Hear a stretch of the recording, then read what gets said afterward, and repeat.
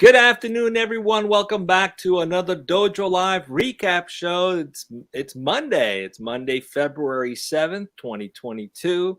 And we are recapping 4 live shows from last week. We had 4 of them. Joining me is Kim Lantis in Hermosillo, Mexico. I'm Tulio Sergusa, broadcasting from sunny Southern California. Welcome to the show. So if you've missed any Dojo Live show, just go on dojo.live. That's our URL. Pretty easy, right? Dojo.live. That's it.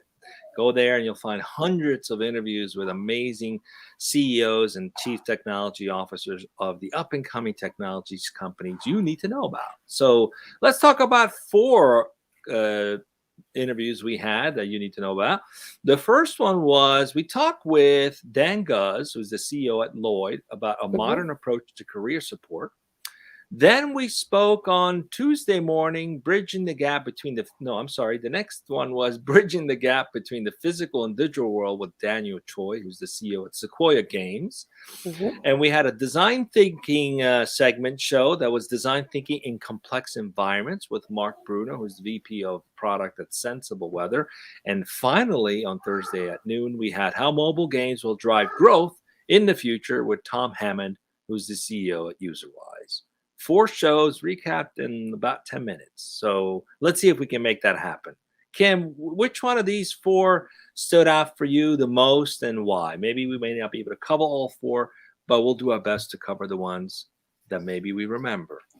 Right. You know, well, old like I age. say every week, I think every show is unique and every show is worth watching. I love the guests that we're able to compile here on Dojo Live.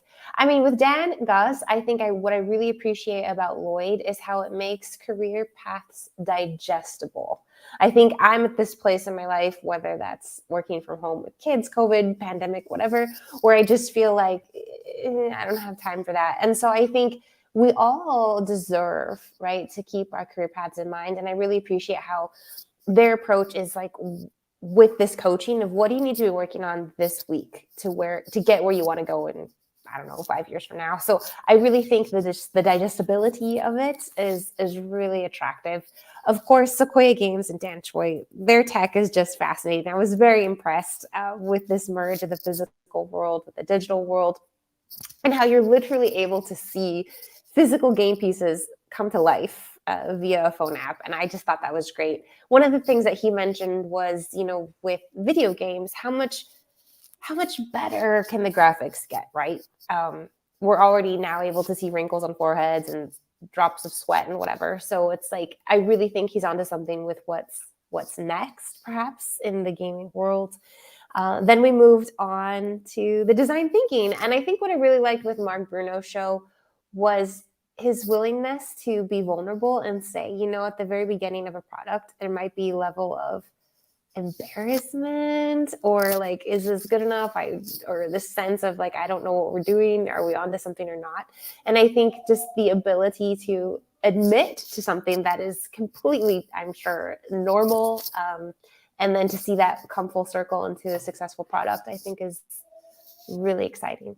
And then we left off with more gaming, and that was with UserWise and Tom Hammond. And I think it's really fun to see tools to help games get better, right? And really, in a lot of ways, the way we're organizing things, still strange as it is with spreadsheets, and to be able to kind of bridge that and make it so that there's this personalization element easier to accomplish when you're building out a game, I think is great. So that's my little recap. Yeah, I liked every show. In the interest of time, I'm not sure I'm going to cover all of them, but the one thing that stood out, you made an interesting comment about the design thinking show we had with Mark Bruno of Sensible. And rooted in design thinking is the use of empathy. Empathy for the end user, the customer, the employee, shaping the experience that people are going to have, not just the transactional need to I need a car, right? Well, that's a transaction, but the feeling I'm going to get from purchasing that car and having that particular car, that's more of an emotional satisfaction, right? So rooted in that is empathy. And you can't really achieve that kind of intimacy with clients and even employees if you're not willing to be vulnerable, and if you're not willing to first set the example of, we've got this idea, we're not sure it's right, we're kind of embarrassed by some of this stuff, but we'd love to get your feedback. And that opens up sort of a way to get feedback without having walls up, right? You set the example as a company of taking down the walls and saying, hey, we don't have it all together, but we'd love to get there, and we value your input on how we can get there. So great example of that. In my opinion, that vulnerability makes a company very, very powerful, and individual will practice that also become very powerful because it creates a space for opening up. And then definitely the technology with Daniel Choi at Sequoia Games. I've never been an ideas guy. I think I tried startups a couple of times, but I'm more like the guy who comes in and figures out how to accelerate someone else's idea. Mhm. But in sitting through hundreds of interviews with amazing technology luminaries, you sometimes get ideas. Like I watched him show us these characters holograph come to life from these physical hexagon cards that are basically the reinvention of sports Flexagon. cards, right? And they came to life and they were interactive. And I started thinking, goodness, that could be the future of education. That could be the future of training. So many different applications that can be utilized that way, right? Which gamifies learning. And so it's just wonderful to see how some technologies literally will significantly improve our lives. The ability to sit in your house with a holographic teacher standing there and talking with you and teaching you and interacting and showing you something at your own pace. It's nice to do it via Zoom, but this is like a whole different level of experience. So let's hope in the future we see more of that, and good applications on even sending like a greeting card. Could you imagine being able to send a greeting card that's like a little hologram message? Someone gets a physical card, they open it, and they see through their phone like a hologram of yourself saying, happy anniversary or something along those lines. So there's so many applications from that. It's very encouraging to watch these shows. And of course, all the other ones were awesome as well. So if you've missed them, don't fret. Just go on dojo.live. That's the URL. There's even a search box on dojo.live. You can type in keyword that interests you: artificial intelligence, travel technology, health tech, whatever interests you, you'll find it. And it's nice to hear it directly from the people creating the future. You can read a report. Those are nice, not knocking Gartner and all these guys. They're very valuable. Or you can hear directly from the guys creating the future what's going on. So check it out.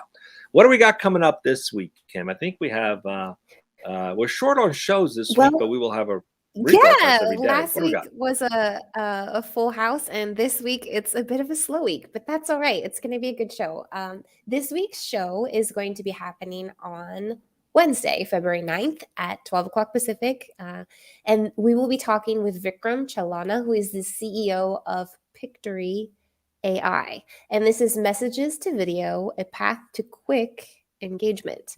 How AI can help turn anyone into a video editor and a prolific video content marketer, right? And that's something we've learned. People like videos, people like graphics. So this is going to be a good one to see how to apply that in business. So come back, check out the live show on Wednesday, but every day we'll have a show at 12 o'clock Pacific. There'll be a rebroadcast of some show we've done over the years, hundreds of shows, plenty of content, plenty of opportunities to learn what's happening. So dojo.live. Did I say that enough times, Kim? Dojo.live. Maybe one more. Thanks, guys. See you again soon. Don't forget, dojo.live. Bye.